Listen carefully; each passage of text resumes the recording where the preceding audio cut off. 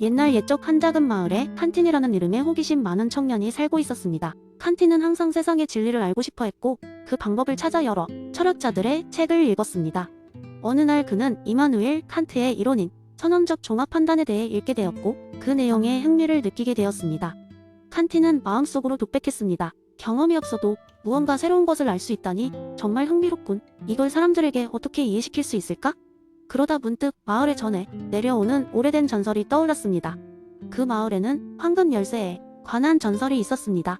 그 열쇠는 마을 어딘가 깊숙이 잠들어 있는 비밀의 상자를 여는 열쇠로 그 상자에는 마을의 평화를 영원히 지켜줄 수 있는 강력한 비밀이 담겨 있다고 전해졌습니다.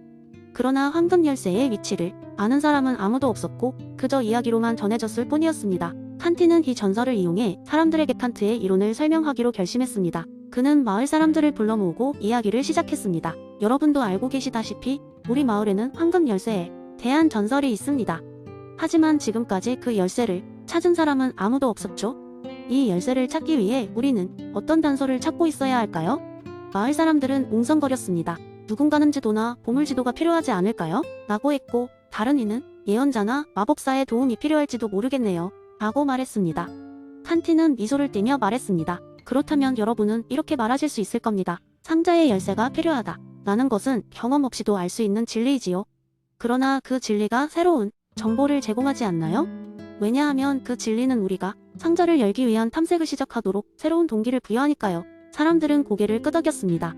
칸틴은 계속해서 설명했습니다. 칸트라는 철학자가 말하길 이와 같은 방식으로 우리는 경험 없이도 새로운 것을 알 수 있다고 했습니다. 이것이 바로 선언적 종합 판단이라는 개념이죠. 즉, 경험 없이도 우리가 알고 있는 것을 통해 새로운 결론에 도달할 수 있는 것입니다. 칸트의 이론을 듣는 것은 처음이었지만 마을 사람들은 칸틴의 비유 덕분에 이 개념에 대해 좀 더 쉽게 이해할 수 있었습니다. 그 날 이후 황금 열쇠를 찾기 위한 마을 사람들의 노력은 더 열정적으로 변했습니다. 비록 진짜 열쇠를 찾는 것은 아니었지만 그들은 덕분에 자신들 주변의 모든 것들을 새롭게 바라보게 되었습니다. 어쩌면 마을의 황금 열쇠는 전설로 남아있을지라도 칸틴 덕분에 마을 사람들은 진정한 지혜의 열쇠를 얻게 되었는지도 모릅니다. 그 열쇠는 바로 자신들의 이성 안에서 모든 무지를 밝히는 밝은 빛으로 존재하고 있었던 것입니다.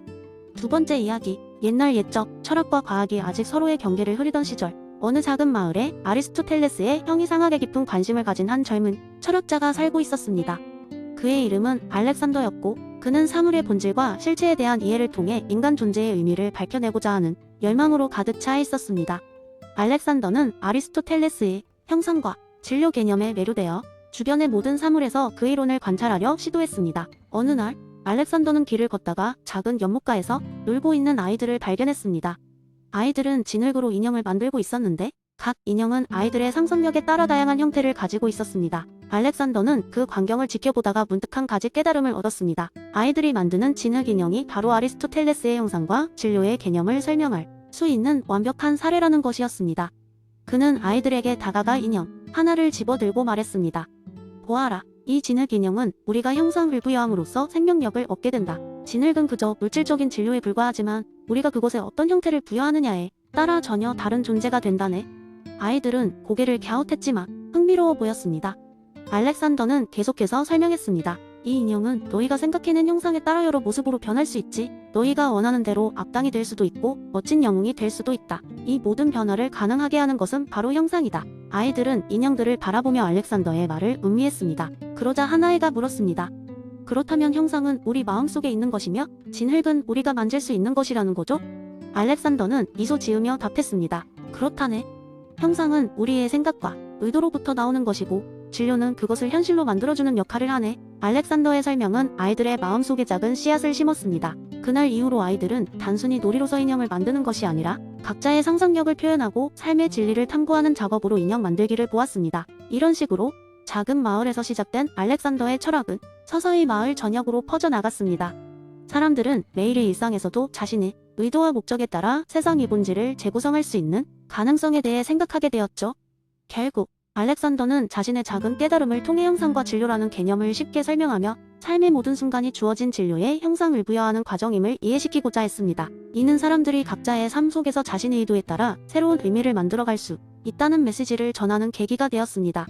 이런 방식으로 아리스토텔레스의 형이상학은 여전히 작은 마을에서부터 시작하여 모든 이에게 자신의 삶의 형상을 찾아 떠나는 여행을 장려하는 철학적 여정으로 남게 되었습니다. 세 번째 이야기. 어느 한 시골 마을에 할아버지 한 분이 살고 계셨습니다. 그는 언제나 동네 사람들에게 재미있는 이야기로 웃음을 주는 명랑한 성격의 소유자였죠. 어느 날 할아버지는 마을 사람들 앞에서 존 스튜어트 밀의 공리주의를 바탕으로 한 이야기를 하기 시작했습니다. 물론 그 특유의 재치로요. 옛날에 할아버지는 웃음을 머금고 말했습니다. 크고 푸른 숲속에 행복의 저울을 만드는 장인이 있었답니다. 그의 이름은 미스터 밀이라고 했죠. 이 미스터 밀은 숲속의 모든 동물들이 행복해질 수 있는 방법을 찾는 데 열중했답니다. 그날도 미스터 밀은 고래와 다람쥐 그리고 거북이를 불러 모아 새로운 실험을 시작했지요. 그는 땅돈 열매를 한가득 가져와서는 미소를 지으며 말했어요. 이제 여러분은 이 땅돈 열매로 서로의 행복을 극대화해야 합니다. 가장 많이 그리고 가장 좋은 방법으로 행복해지세요. 동물들은 멍하니 서로를 쳐다봤습니다. 고래는 땅돈 열매가 뭔지도 몰랐고 다람쥐는 그 열매를 독차지하고 싶었으며 거북이는 그저 느긋하게 풀이나 우적우적 씹고 싶은 마음이었죠. 다람쥐는 재빨리 열매들을 움켜쥐고는 자기 굴로 가져가려 했습니다. 하지만 미스터 밀은 웃음을 깨지 않고 손을 흔들며 말했어요. 쾌락의 양만을 생각해선 안 돼요. 질적 쾌락이 더 중요하답니다. 그래서 다람쥐는 생각했어요. 이 열매를 그냥 다 먹어치우기보다 이웃과 나누면 더 질 좋은 행복을 얻을 수 있지 않을까? 그래서 다람쥐는 열매를 고래와 거북이와 나누기로 결심했죠. 고래는 기뻐하며 열매를 먹어보려고 했지만 그다지 마음에 들지 않았습니다. 그러자 다람쥐는 음악을 틀었습니다. 고래는 우렁찬 노래를 부르기 시작했고 거북이는 그 소리에 맞춰 천천히 목을 끄덕였죠. 그렇게 숲속에는 환호성이 울려 퍼졌고 동물들은 미스터 밀의 저울을 보았어요. 그 저울은 행복의 무게를 재고 있었는데 모두가 서로 나눈 그 순간이 가장 무겁게 측정되었답니다. 할아버지는 웃음을 멈추고 조금 진지해진 얼굴로 마을 사람들을 바라보았습니다. 밀은 말했죠. 최대 다수에게 최대 행복을 주는 것이 옳다고, 그리고 때로는 우리가 나누는 간단한 친절과 높은 차원의 만족감이 더 큰 행복을 가져올 수 있다는 것을요. 온 마을 사람들이 웃고 박수를 치며 할아버지를 치켜슬렀습니다. 그들은 이 단순하지만 깊은 이야기를 통해 공리주의의 진정한 의미가 무엇인지 느낄 수 있었습니다. 모두에게 행복이 가득한 여름밤은 그렇게 깊어갔습니다. 네 번째 이야기. 어느 날 한적한 시골 마을에 사는 철학자 할아버지가 있었습니다. 그는 늘 대추나무 아래 앉아 책을 읽고 사색에 잠기곤 했습니다. 이 마을 사람들은 그를 이데아 할아버지라고 불렀습니다.